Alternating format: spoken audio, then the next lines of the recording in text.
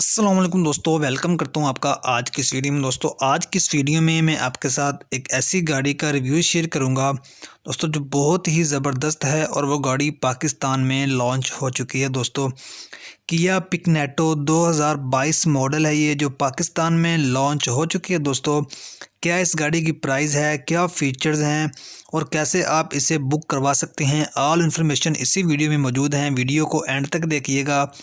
Video को like नहीं किया तो वीडियो को लाइक कर दें, चैनल को सब्सक्राइब कर दें दोस्तों, ताकि हमारी हर आने वाली वीडियो इन फ्यूचर में आप तक पहुंचती रहे। तो दोस्तों फर्स्ट ऑफ ऑल हम बात कर लेते हैं गाड़ी की एक्सटीरियर के हवाले से।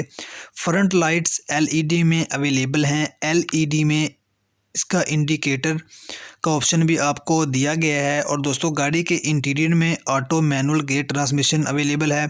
और इसके अलावा आपको गाड़ी में एयर बैग, एयर कंडीशनर देखने को मिलेगा।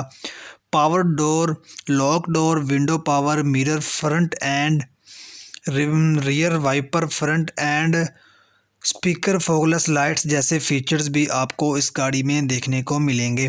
दोस्तों इसके अलावा आपको पहले भी बताया है कि auto gate transmission, manual gate transmission दोनों ट्रांसमिशन हैं इस गाड़ी में।